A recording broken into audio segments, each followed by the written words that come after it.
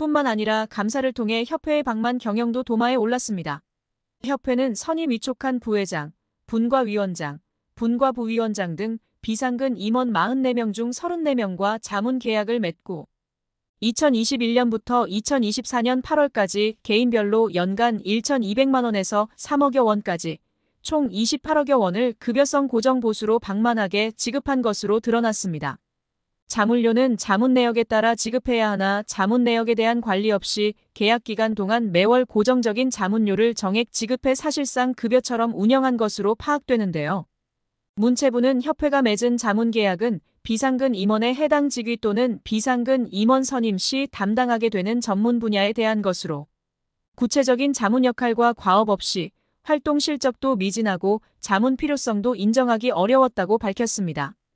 심지어 일부는 자문 계약 기간이 종료되었거나 직무가 정지된 기간이었음에도 자문료를 부적정하게 지급한 사실이 확인됐습니다.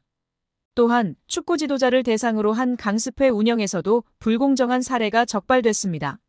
협회는 2020년부터 아시아축구연맹이 인정하는 지도자 자격증 중 최고 등급인 P급 자격증을 발급하는데요.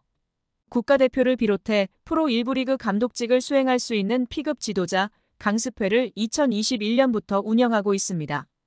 문체부가 P급 자격증 발급의 공정성을 살펴본 결과 2022년 P급 강습회의 실기시험에서 70점 미만인 수강생 6명은 불합격 처리해야 함에도 합격으로 처리해 자격증을 발급한 것으로 파악했습니다. 지난해 P급 강습회에서는 결석률이 10%를 초과할 경우 재강습 기회를 부여할 수 없음에도 수강생 2명에게 재강습 기회를 부여했습니다.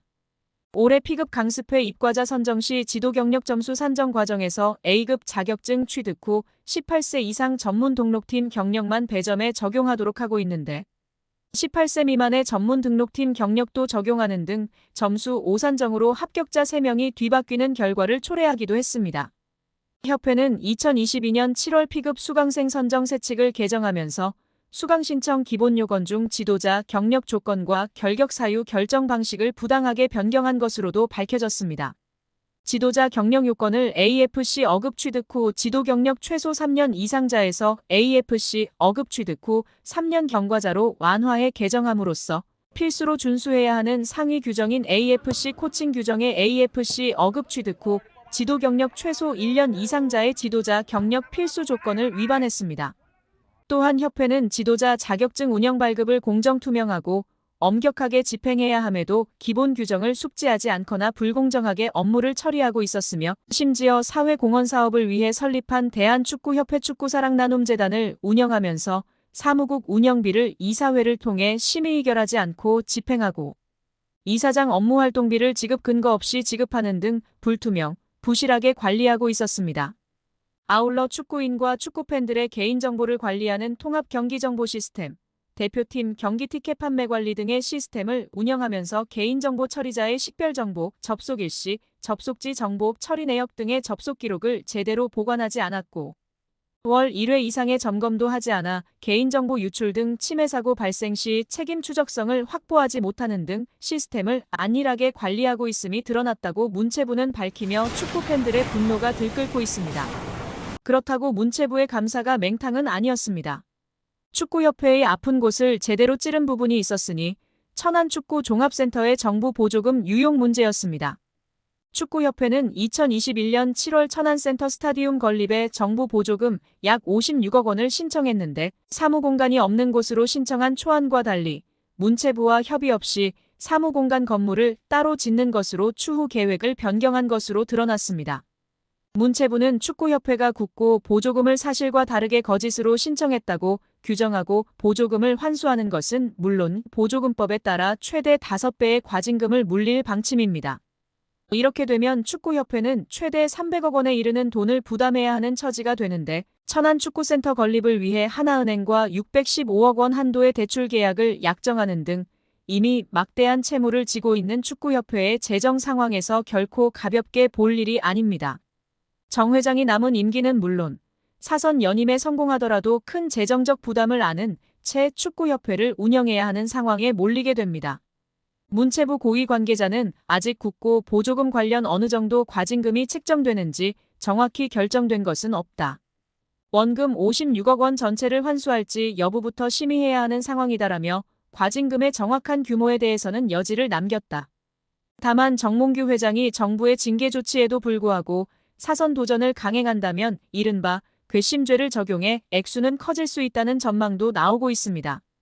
한국 축구에서 학명으로 가장 두드러진 인물이 바로 지금 이 시끄러운 와중에 축구 대표팀 감독을 맡은 홍명보 감독입니다. 박종환 감독이 대표팀을 이끌던 1995년 한국팀은 코리아컵 준결승전에서 예선에서 쉽게 승리했던 잠비아에 패했습니다.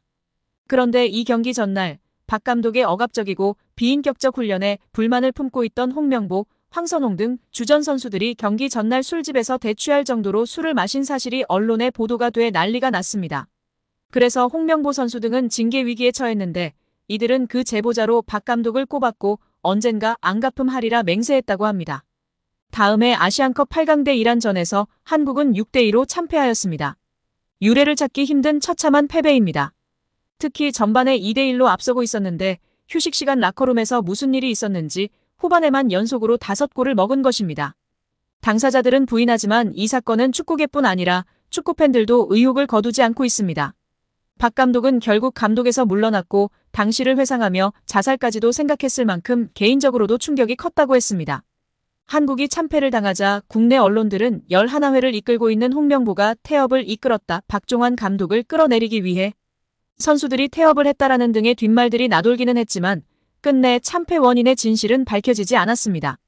당시 한 언론은 홍명보 선수가 과학적이고 체계적으로 지도하는 감독을 원한다며 스파르타식 훈련을 고집하는 박종환 감독에게 노골적인 반기를 들었지만 누구보다도 체계적으로 지도했던 아나톨리 비쇼베츠 전 감독에게도 노골적인 불만을 터뜨렸다고 전했습니다. 조중현 당시 KBS 해설위원조차 홍명보가 선수로서의 본분을 망각한 것 같다.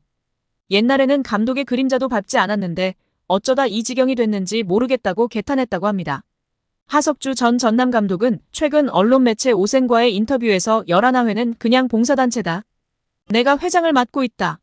라고 밝힐 뿐 특별한 이야기는 하지 않았었습니다. 홍명보 선임은 신의 한 수였습니다. 정몽규도 몰랐을 것입니다.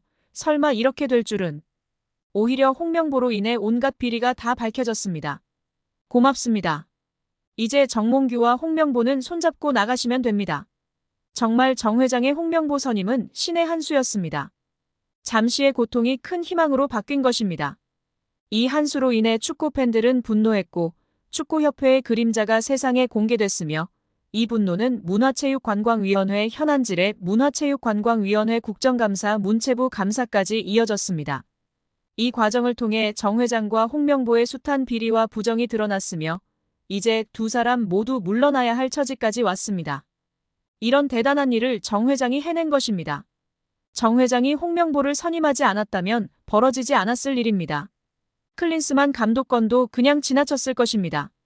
모든 것이 그림자 속으로 숨어 오랜 시간 한국 축구를 썩게 만들었을 것입니다. 한국 축구의 미래는 없었을 것입니다.